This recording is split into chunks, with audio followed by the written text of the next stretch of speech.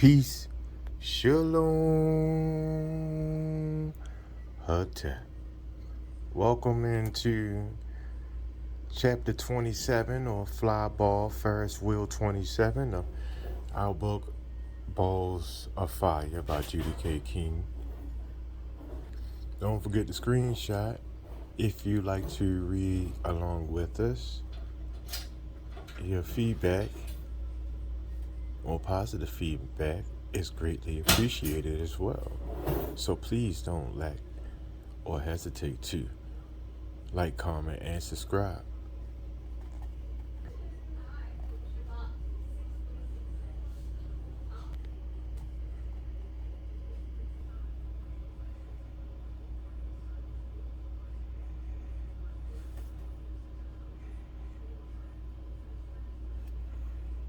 Long chapter.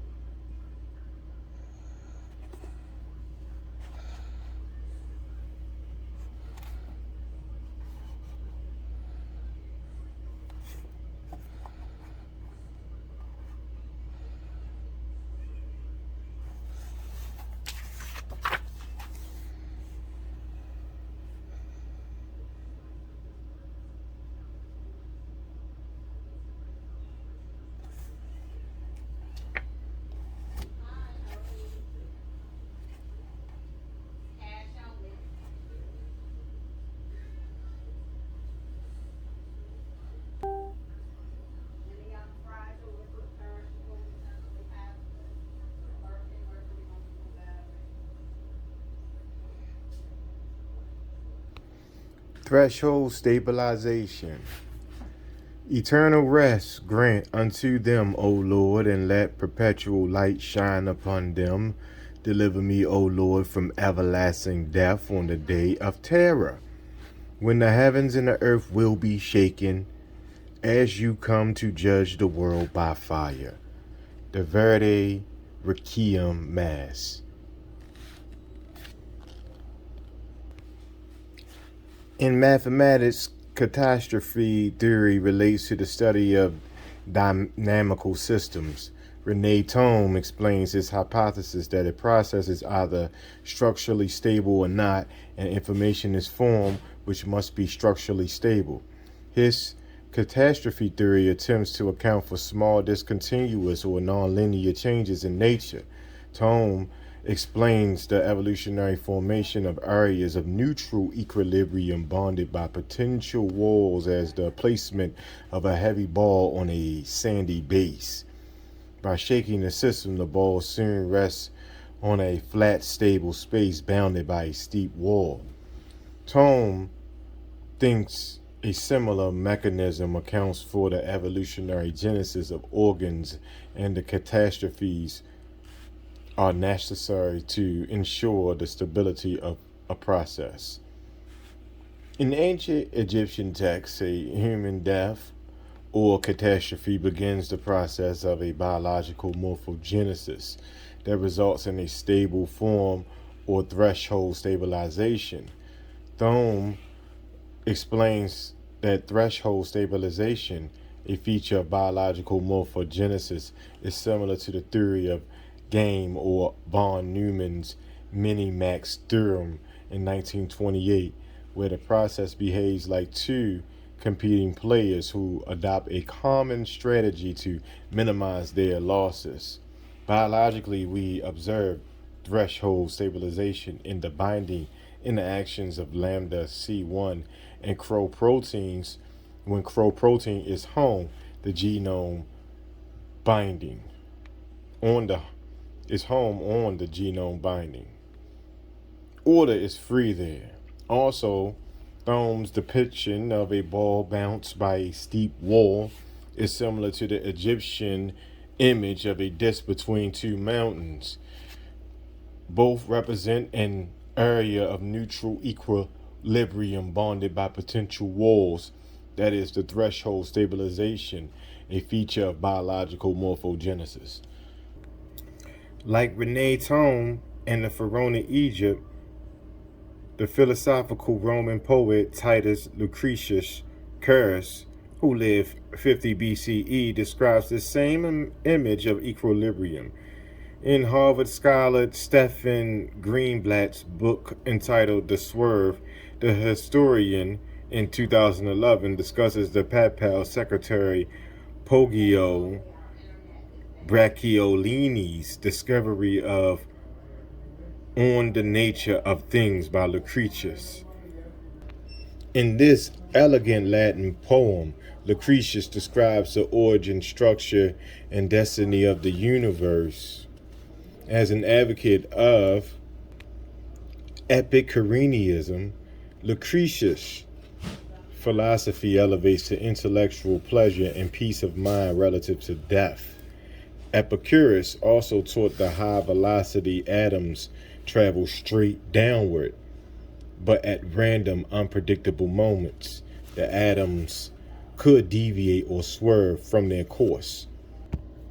This reminds one of Bacon's emphasis on the perpendicular for the production of a species of light, as well as D&G's tipping or titling of the assemblage of to achieve a BWO. According to Epicurus, the soul was made of tiny atoms, and it was not totally predestined because the soul atoms could swerve. This idea of swerving soul atoms seems to have justified the existence of free will for Epicureans.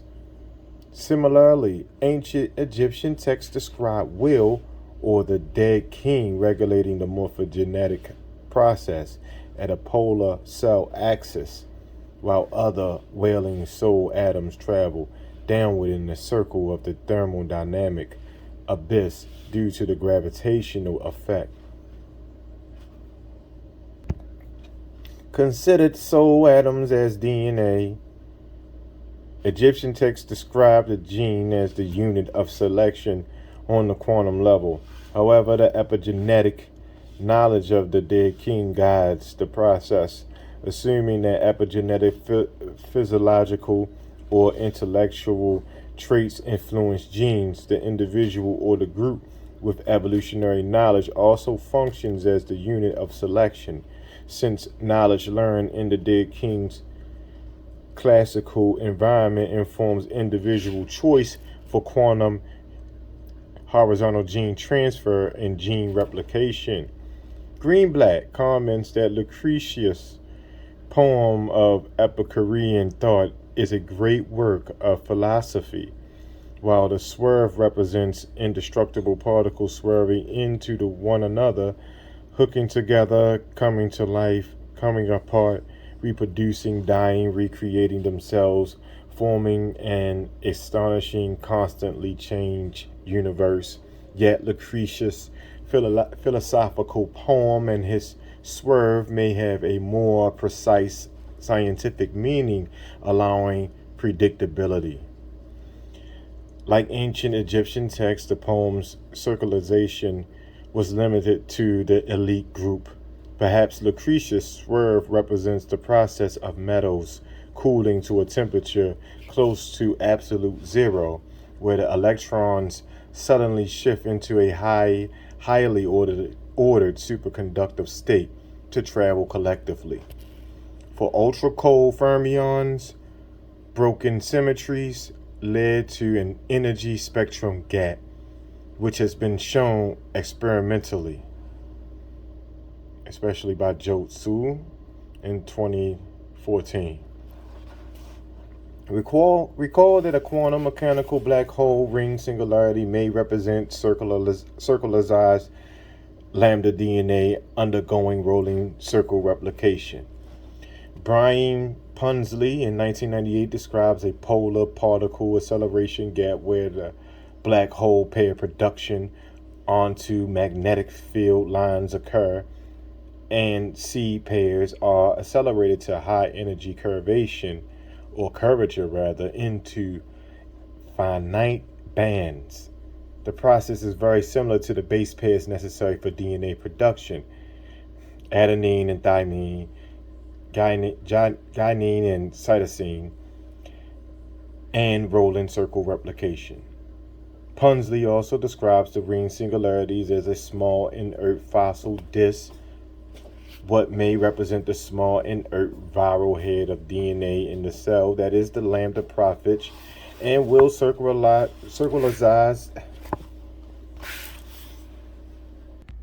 I'm sorry. The lambda profit that will circularize to produce viral heads entails by rolling circle replication. In his poem, Lucretius describes a cold fountain pouring out many seas of heat or balls of fire from the earth that burst forth. This bursting fire melts copper and fuses gold, and the process is similar to the metal creation within a star, as well as a quantum mechanical white hole formation.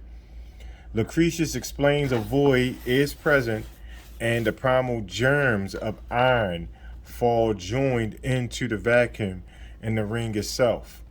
He explains that from the iron elements, bodies collect and bind in the vacuum and the ring follows.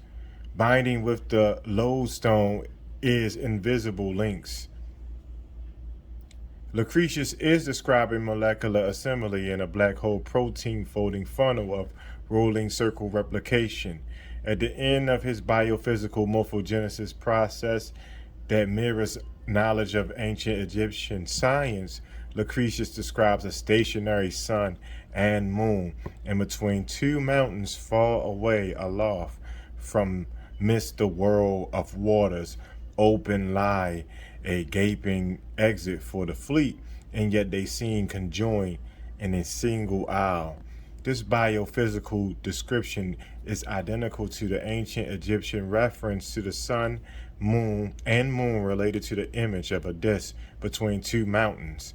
When the sun god's bulk finally ascends to the starry heavens in a stable form.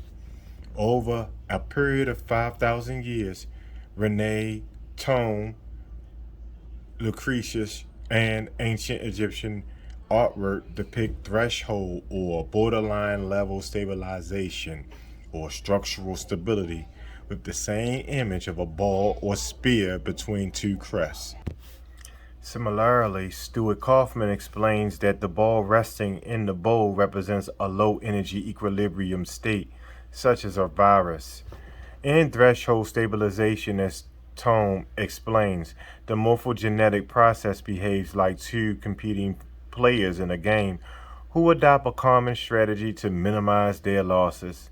In ancient Egyptian texts, the two players are the brothers Seth and Horus, signs of the competitive protein C1 and Crow, who ultimately partner or cooperate for Crow binding. It seems obvious that the pharaonic priesthood understood both threshold stabilization and game theory, for they created baseball to describe their chemistry. And we're going to stop and take a look at figure 27.1. public domain image from the Book of Dead, and Kenza Moses. The sun rises from the Mount of Creation at time's beginning, with the central circle representing the creation mound.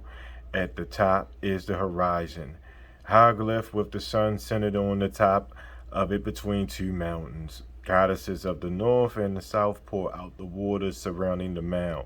Water molecules govern the structure, stability, and function of biomolecules because hydration forces pack and stabilize the protein structure. Inside the circles are the 8 original ogdoads, deities related to the primeval creation.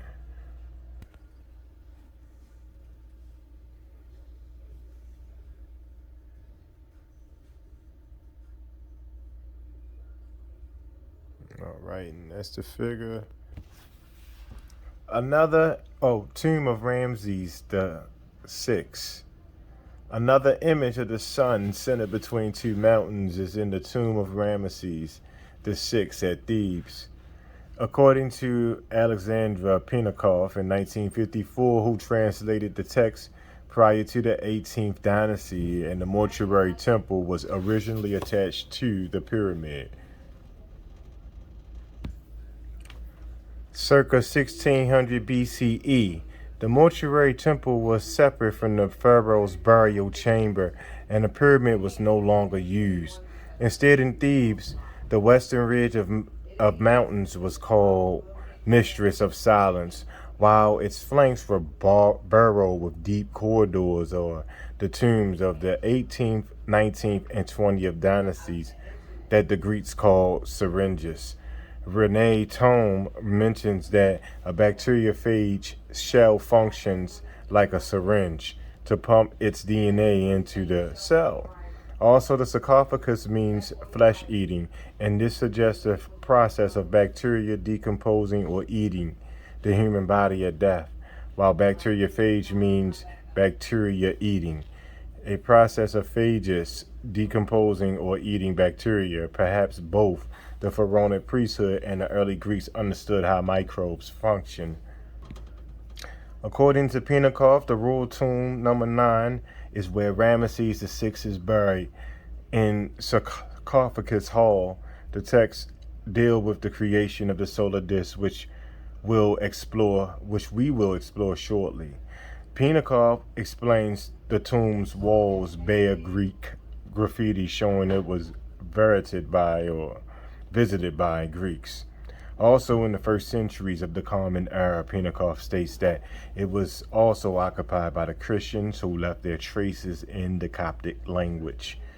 The Greek inscriptions state that Plato and Epiphanius visited the tomb, with one inscription stating Epiphanius declares he saw nothing to admire but the stone. This reference is probably to Saint Epiphanius of Salamis, a bishop of Salamis in Cyprus. Other Christian scholars and ecclesiastics were also named.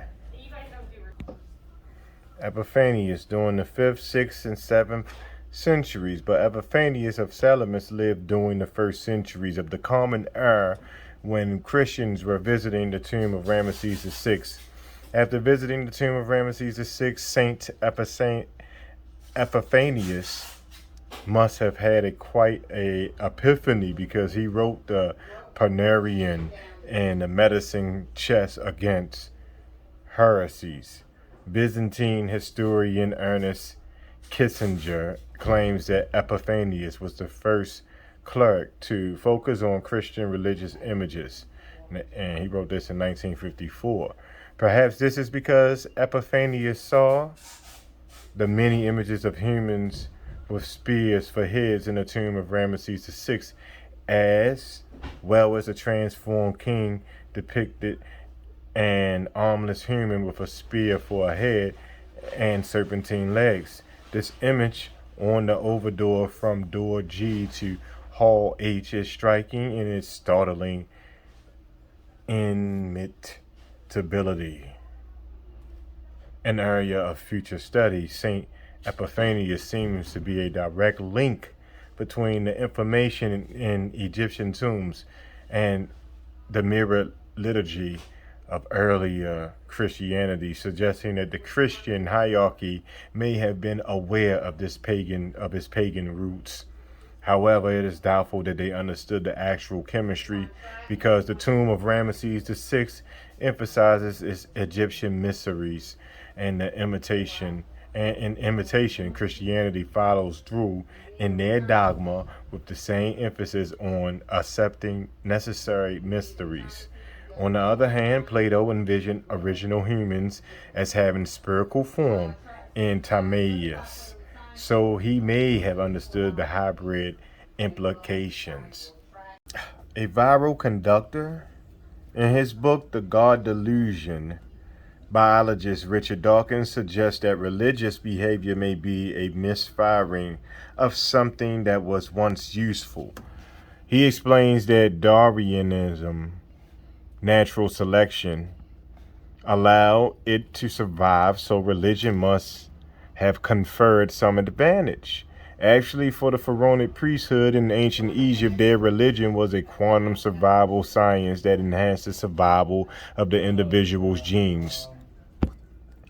Actually, for the pharaonic priesthood in ancient Egypt, their religion was a quantum survival science that enhances survival of the individual's genes, particularly the beneficial viral genes that with Zanni's research shows should broaden human.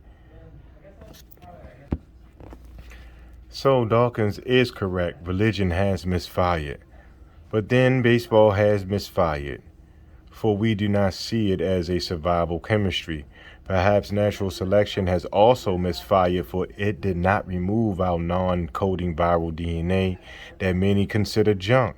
Perhaps these natural activities can be integrated under the model that shapes our behavior, a modeling relation between a complex bacterial virus and human beings. Today, research such as the ENCODE project that involves a worldwide consortium of research groups is discovering that 80% of our genome's junk DNA desert contains elements linked to biochemical function. The space between genes, viral introns, is also a treasure trove of enhancers, regulatory DNA elements, promoters, sites where DNA transcription begins, and other regions encoding RNA transcripts with possible regulatory roles. Researchers have found an expansive human regulatory lexicon encoded in a transcription factor 50 base pair footprint within thousands of human promoters that has been imprinted on our genome, containing elements with evolutionary, structural, and functional profiles that parallel collections of experimental derived genomic regulators brought to light during the past 30 years. And so the barren desert of junk DNA has burst into a treasure trove of biological richness, reminding us of our lowly birth from viruses.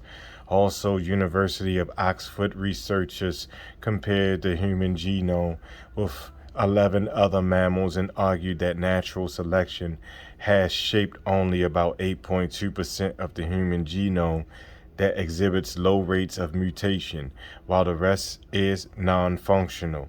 Since our eukaryotic nucleus shares traits with a eubacterial virus like phage lambda, consider that the transition from the first anaerobic cells or prokaryotes existing 3.8 billion years ago may have resulted from a lambda prophage invading a prokaryotic cell, becoming its inert heart, and then evolving into our eukaryotic nucleus that developed 1.8 billion years ago.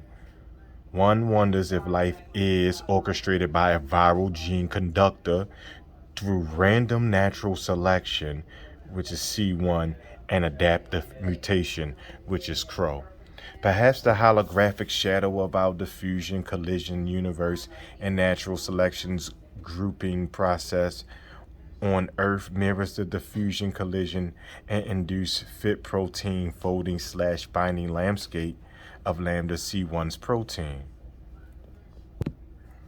Perhaps natural selection on Earth is a continuation of the random general processes of diffusion collision in our universe that is tuned.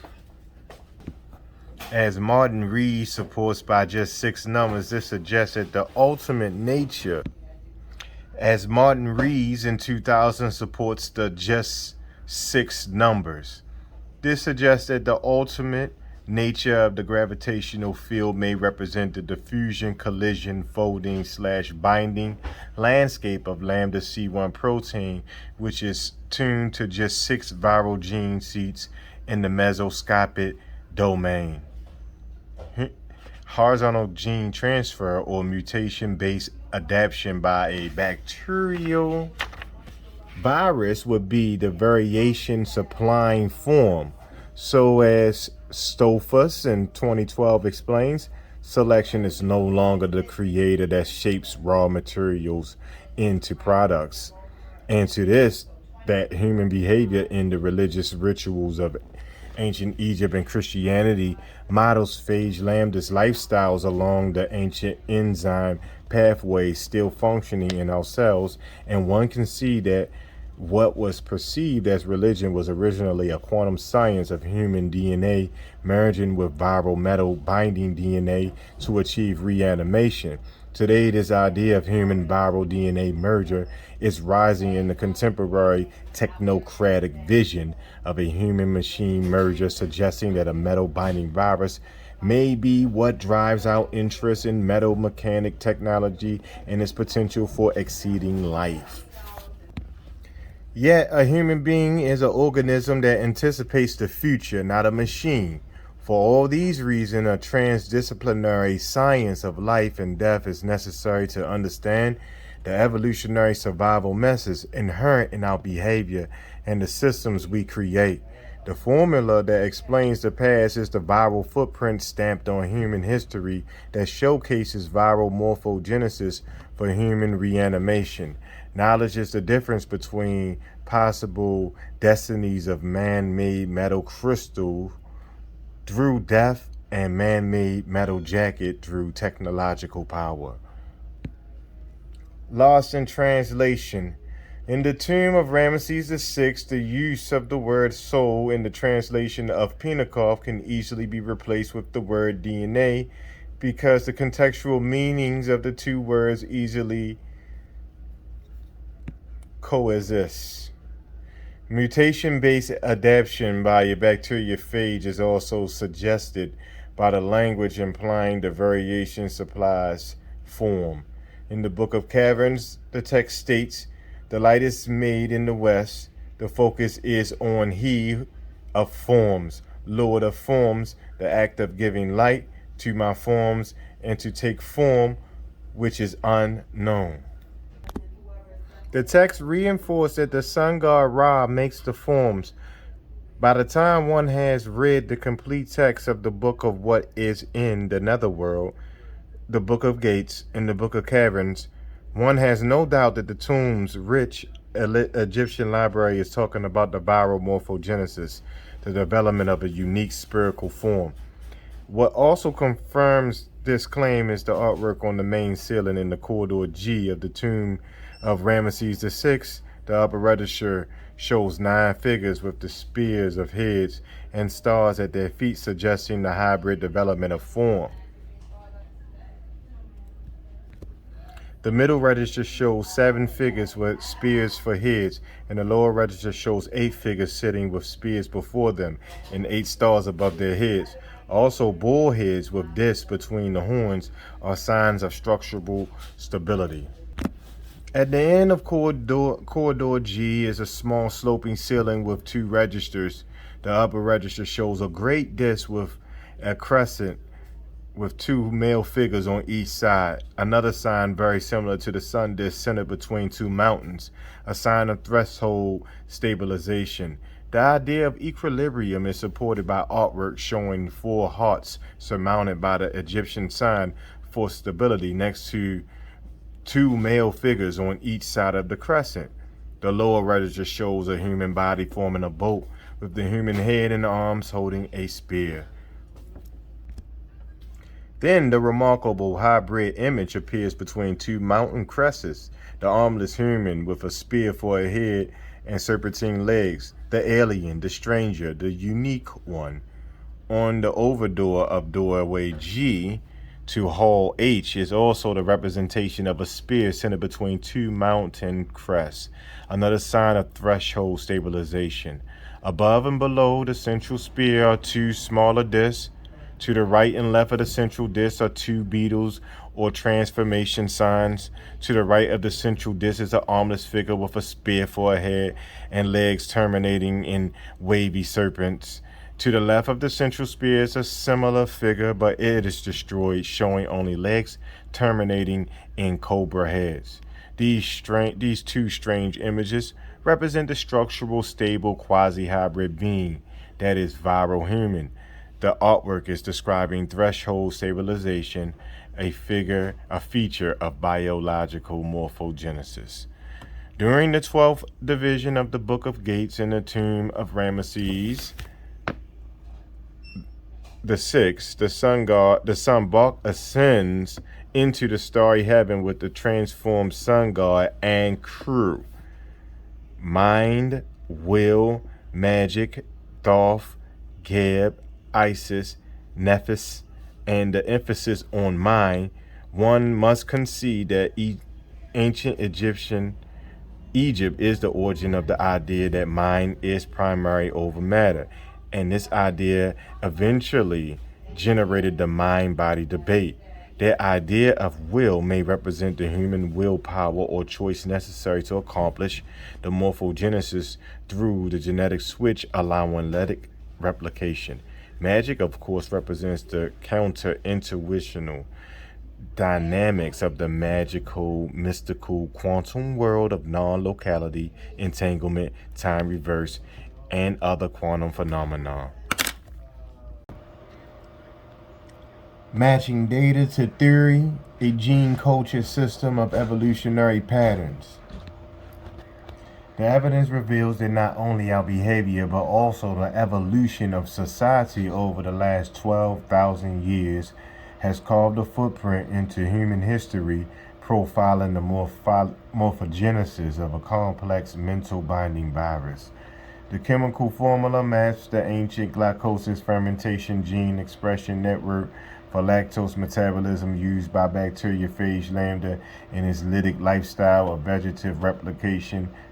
Considering the copious amount of viral DNA in our bodies, it seems reasonable, especially in light of the possibility that our eukaryotic nucleus evolved from an inert viral prophage like phage lambda. History's 12,000-year timeline and other evidence reveals that our behavior and potential for emergence are linked to the morphogenesis of this complex virus. The data is consistent with the ISIS thesis interpretation and a gene culture system where our genes influence a probability that certain cultural traits will be adopted in accordance with Lambda's gene expression network. The viral footprint indicates a quasi-hybrid being of human and viral DNA is a possible emergent state of being. Here's another chart. We did this before, but we're going to run through it again since we're reading. Starts here.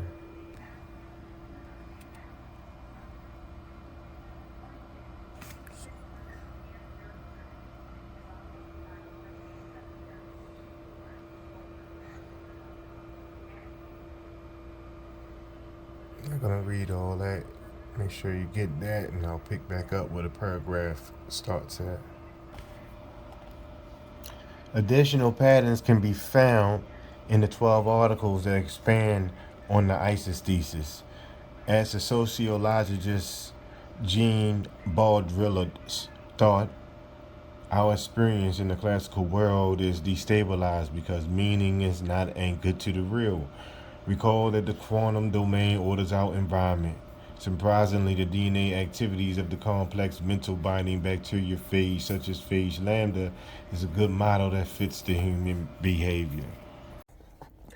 Also, the influence of the gene expression network of phage lambda functions as a force of cultural change. Once the original causal pattern is perceived, the corresponding human behavior patterns stand out like stars in the sky. The viral pattern is directly linked to quantum physics, quantum biology, and quantum cosmology. In these three sciences, we have a trinity of natural patterns, the protein folding funnels of lambda C1 and crow proteins in biology, the formation slash evaporation process of black hole slash white hole physics, and the mathematics of our expansion slash collapse cosmos. The evidence supports a vital need for an intellectual and epistemological science of human behavior, so we can alter our negative viral behavior by means of brain neutral plasticity.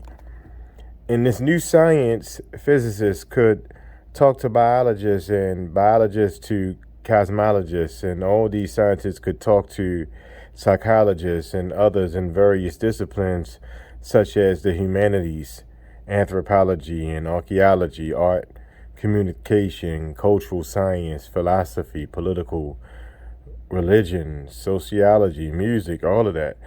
From observing the evolutionary signs of the real, it seems obvious that the microbial DNA in our bodies is influencing our behavior. In defense of junk DNA, our non-coding DNA can switch on developmental genes, and its G+C content is strong and stable. Let's take a closer look at the 98% DNA that has been classified as junk DNA.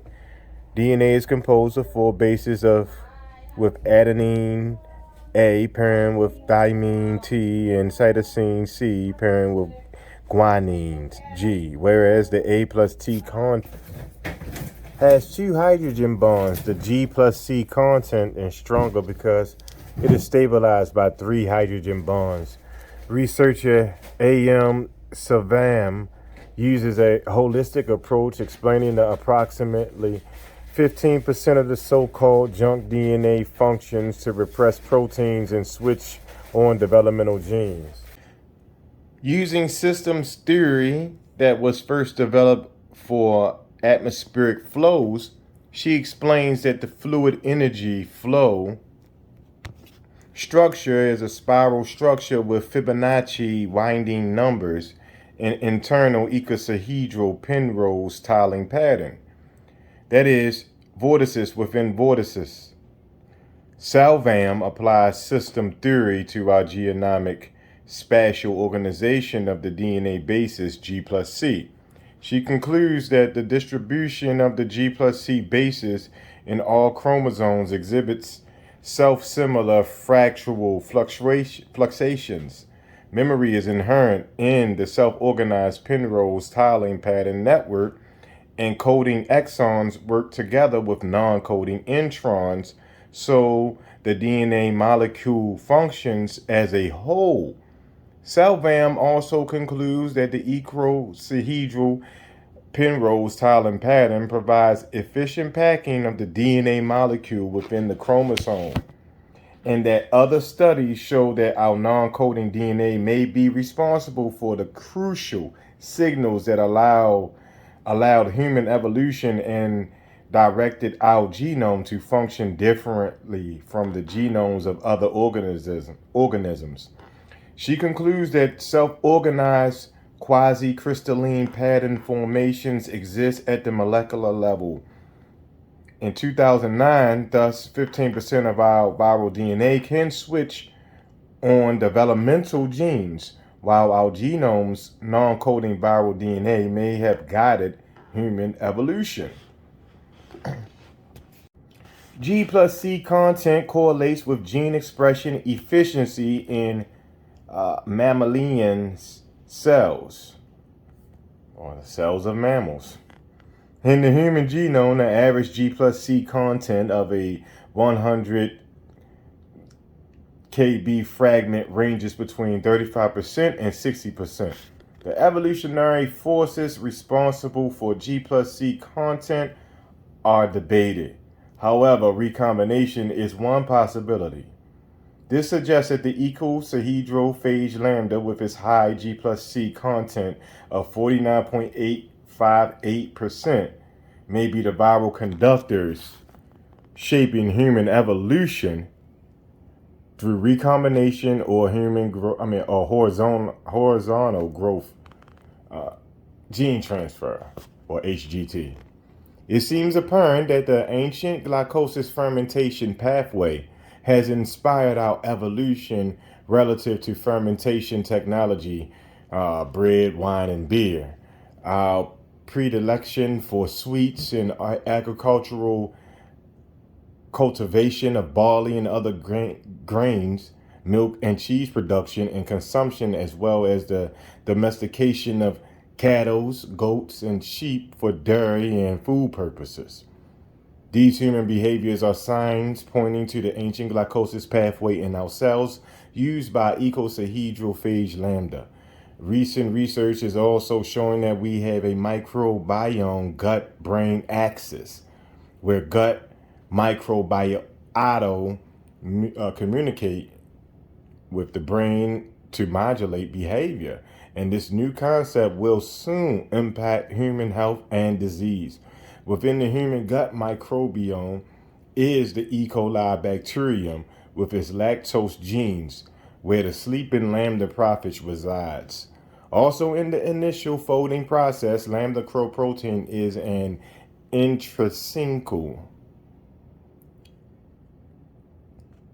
unstructured protein, like the unstructured toolbox of 98% non-coding DNA in our genome.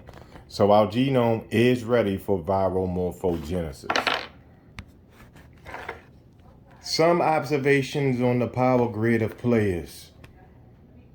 The classical world we see may be the holographic pattern or shadow cast by bacteriophage lambda's lifestyles. Quantum molecules, proteins, and particles at the DNA level impact human behavior, events, and thought. Call it genopower. Recall that Tolstoy said people are involuntarily tools of history. I like that. And historical actions are fated because leaders cannot control the system. This is probably because we function in a non-linear system ordered by microbes where unpredictable events occur and causes do not produce a straight line effect. Themes such as determinism, our behavior modeling the morphogenesis of an organism, humans as particles, tone, natural causes as minute parts of human bodies, molecules and crystals as structured societies, Mr. Whitehead, and our behavior being entangled within our own genome are augmented by the contemporary scientific understanding that the quantum world orders our classical environment. As explained by Juan Maldacena, the peculiar interactions of these lower dimensional particles and fields may generate the force of gravity in one of the spatial dimensions. So our genome or chromosomal apparatus that we all share is generating repetitive human behavior patterns in history. This genopower also fashions the dynamics of human behavior patterns in history. Its genopower also fashions the dynamics of biopower, that is, the soft core altruism or non-altruism of the few over the many. A sign reflecting the quantum survival advantage about the limited priority of native binding over non-native interactions. As Skinner says, behavior is lawful and determined, since it seems to be determined by our viral genome. Perhaps we can apply our brain's neuroplastic potential to moderate negative behavior like warfare. In this way, we can temper genopower, or what Garaev describes as our chromosomal apparatus, capacity to control the creation of society space. What does the power grid of players reveal about our position in history? Today, humanity has not progressed beyond the original ideological rivalry between the Gnostics, who had knowledge of ancient Egyptian chemistry, and the early Christians, who believed their deities were not signs but real material people. The question then and now involves whether or not deities are real material gods or viral signs of a chemical process. Related to Christianity's imitation of Egyptian rituals, deities, and mysteries, perhaps the underlying motivation for the original rivalry over images and deities resulted from Christianity's attempt to conceal their imitation of Egyptian mystical knowledge from their congregations. Not understanding Egyptian quantum chemistry, Christianity misfired and unknowingly peddled Egyptian science as religion, while anathematizing mysterious images like spears for human heads and ideas that the stars are living beings. As time passed, the Christian imitation of Egyptian science became a boomerang because, with the invention of the microscope and early laboratory methods, reputable 17th century alchemists such as Newton and Mayer were able to grasp the chemistry in the alchemical process of isolating and purifying DNA, a virus, and plasmids. Further, they understood that ancient deities, including Osiris and Christ, were only chemical signs of a deep evolutionary science. As time passed, modern scientists excavated pyramids and decoded hieroglyphs, paving the way for our interpretations, such as the Isis thesis that questions the general consensus of Egyptologists who believe ancient Egyptian texts are primitive, confusing, and unintelligible.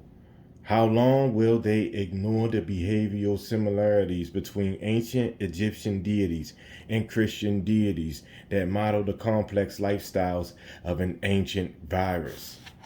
Like the ancient Egyptian texts, the counter-intuitional domain of quantum mechanics is confusing, but it is the key to understanding the text.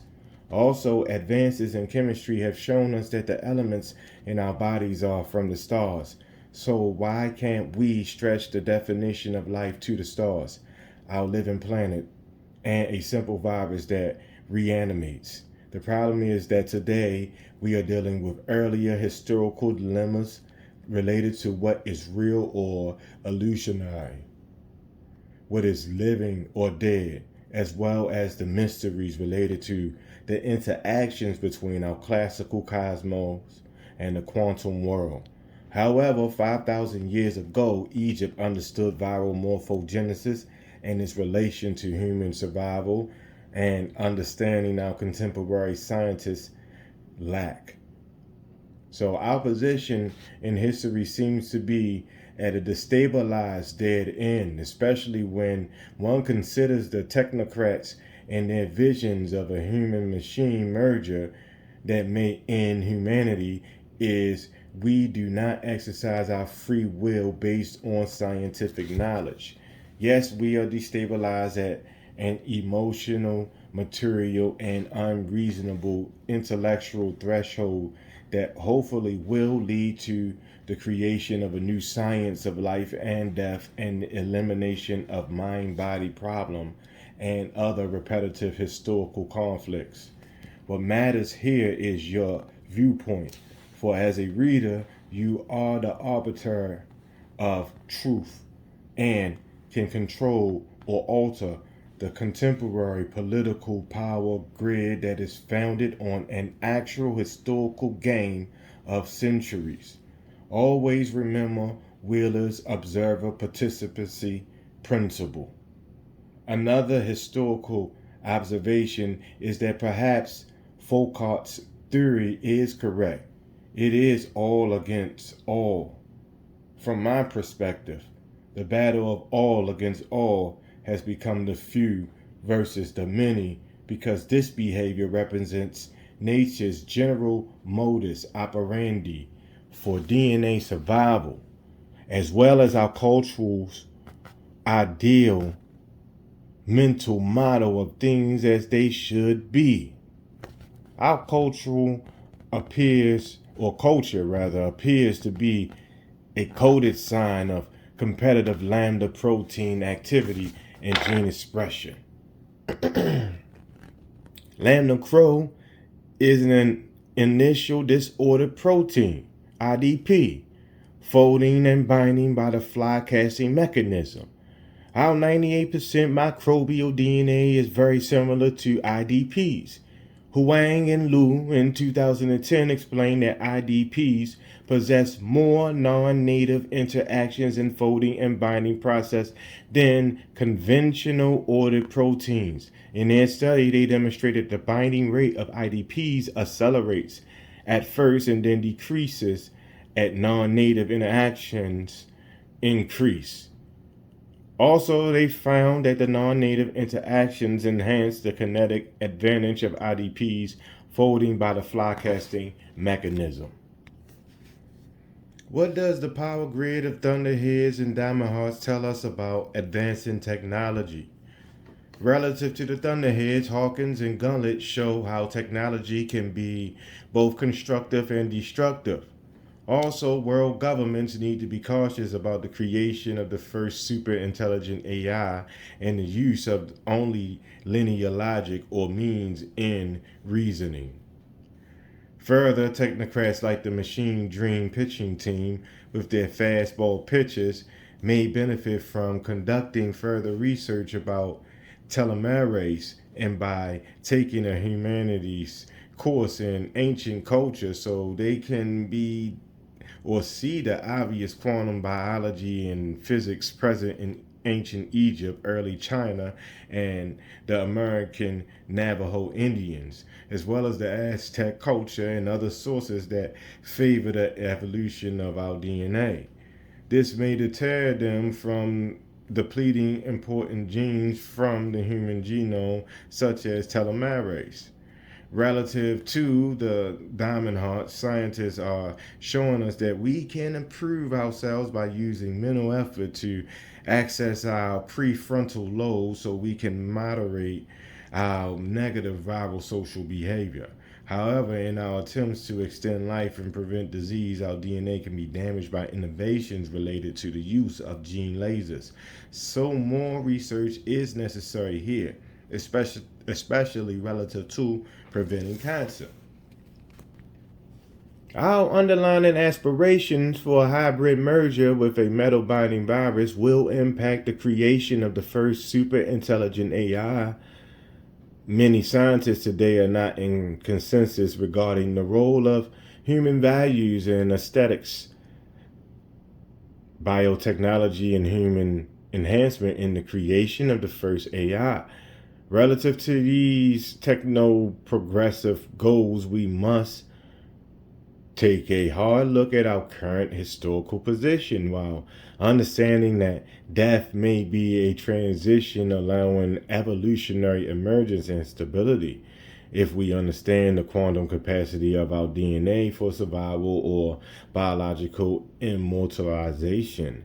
After all, Marxist vision of future communism may relate to either a community of hybrid human machines or the clone community of hybrid viral crystals, perhaps a state of being like Frank's time crystal.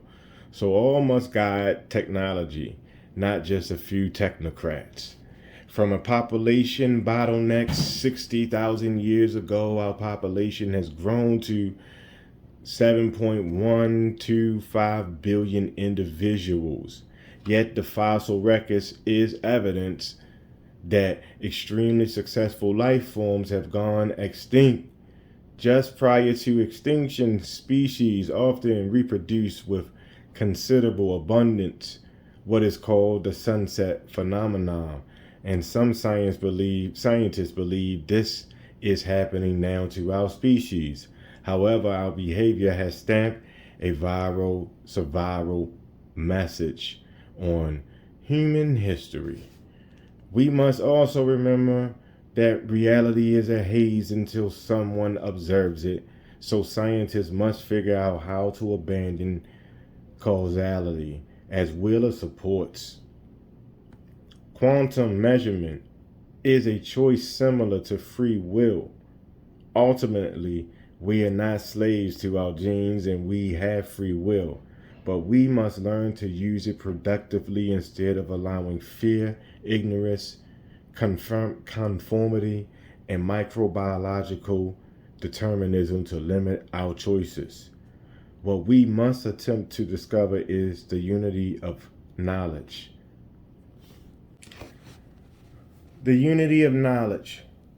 So we can hear the mechanic beat on a gene culture system that is greater than the sum of its parts.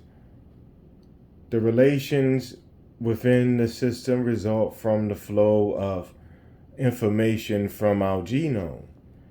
The least obvious part of the system, the gene expression network for viral morphogenesis, is stamped on human history. Generated from an internal predictive model, the viral footprint is a sign of a characteristic set of viral behaviors in human beings. Hopefully, a unity of knowledge about this viral gene culture system will positively impact future human behavior.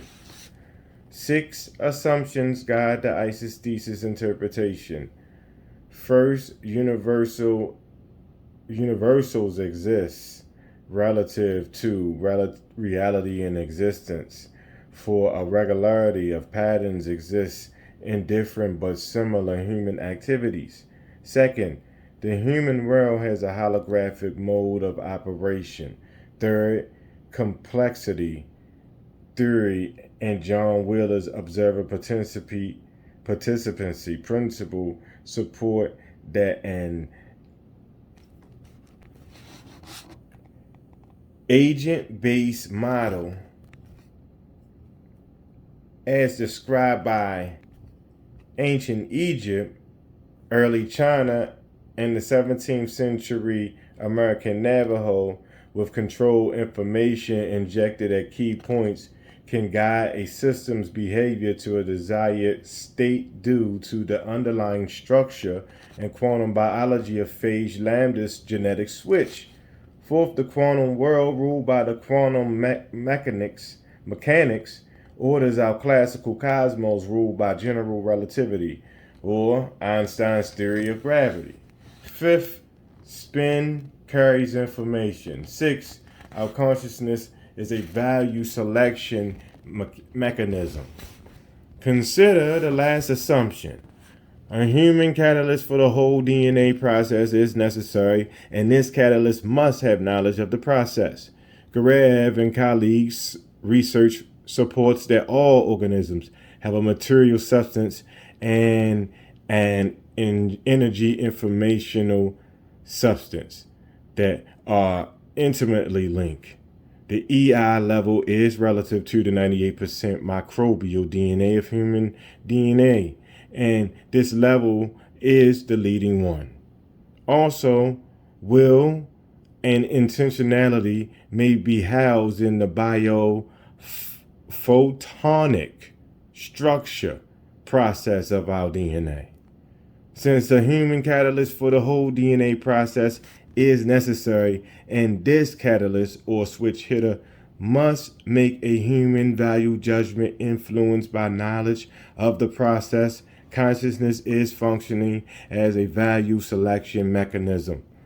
While scientific experiment, statistical mathematics, and theory generally support the last 5 assumptions of the ISIS thesis, the first assumption, that universals exist, is necessary to expand one's perspective beyond boundaries, divisions, and classifications of things in order to encompass a universal range of transdisciplinary knowledge.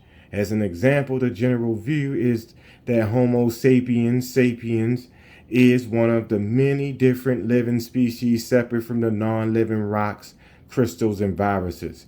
Yet scientists are beginning to understand that a sharp line cannot be drawn between species or between non-life and life. If we imagine God's eye universal view, we might see that all life is interconnected, not only our thriving planet, but in the cosmos at large. For the evidence shows that the living elements in our bodies are from the stars. Could we not expand our view to include the cosmos, earth minerals, viruses, and bacteria as members of our one genus or class, considering that we originated from stardust, developed with minerals and rocks on earth, and evolved from last universal common ancestors that may be a virus? Philosophical idea and universal exists relative to reality and existence requires that we remove mental barriers that stifle our thinking, because the scientific evidence suggests that a metaphysical entity exists that remains unchanged in character in a series of changes or changing relations that have stamped a viral footprint on human history. The ISIS thesis supports that this entity is a bacteriophage genome. Now, universals imply a unity of knowledge.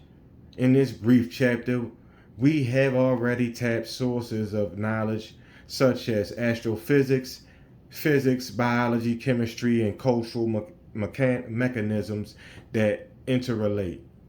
One must concede that a unity of knowledge from different disciplines is a prerequisite to understanding knowledge as a whole. This transdisciplinary approach is also essential to understanding the ISIS thesis, because the Pharaonic priesthood is using a system approach. Now, Helmut Lachenhoff proposes a system model that provides a semiotic and methodical foundation for transdisciplinary research in 2006. So we can be encouraged that we can grasp the unity of knowledge. We can also be encouraged because our future investigations can be assisted by Nobel laureates Niels Bohr's correspondence principle. In Bohr's search for the unity of knowledge, he understood the fundamental character of the quantum world and thus came up with the mathematical formulation called the correspondence principle of past and present ideas. In other words, the sound views of the past should correlate with the sound views of the present. And from our position in history, we can observe this. For the underlying current in human history is viral morphogenesis. Another pioneer in quantum theory, Herman Weyl, in his address delivered at the Bicentennial Conference of Columbia University in 1954 on the unity of knowledge, explains the interpretation springs from inner awareness and knowledge of myself. Therefore, the work of a great historian depends on the richness and depth of his own inner experience. The historians with rich and deep awareness of this unity are the ancient Egyptian Pharaonic priesthood, the early Chinese emperors and sages, the Navajo American Indian shamans, the Aztec rulers, the Tarahumara, William Blake, Antonian Artaud, Teilhard del Carden, Charles Pierce, and many others interested in universal knowledge. These visionaries support that the act of observer participancy by a knowledgeable human agent at a depth transition allows a transformation from matter to a quasi-hybrid being or mind crystal. This emergence may be possible in light of Wheeler's delayed choice experiment and the inbuilt circularity of nature's laws. As physicist John Wheeler explains, in a delayed choice experiment, one discovers a choice made in the here and now has irretrievable consequences for what one has the right to say about what has already in the earliest days of the universe, long before there was any life on Earth. This means the past has no existence except for what is recorded in the present. Wheeler supports that we must abandon causality and move the structure of science onto the foundation of acts of observer participancy. Because of quantum entanglement, which entails the phenomenon of non-locality, objects can become linked and instantaneously influence one another regardless of distance. Add to this that our brains remember the past, not the future, and we have the intrinsic circularity to go backwards in time and embrace the cosmos, possibly at the transition of death, as early cultural evidence suggests, natural laws support, and contemporary scientific studies reinforce. In the wake of Wheeler's delayed choice experiment, physicist Paul Davies explains two requirements supporting how life and mind are built into the cosmos at the deepest level. First, the radical idea of present and future observers shaping the far past when no observers existed, thereby giving life and mind an indispensable creative role in the cosmos. And second, an overarching principle of information theoretic vision of physical laws redolent with a inbuilt level of loosen or flexibility, minuscule today but higher in early cosmos. Perhaps Einstein was right. God does not play dice. With these perspectives in mind, perhaps we can develop a new transdisciplinary science of life and death before we go extinct or eradicate ourselves. This brings us to an end of chapter 27. When we return, we will be on opening day or 28, or chapter 28, Miles Above. Thank y'all for coming out. God bless y'all. Good night.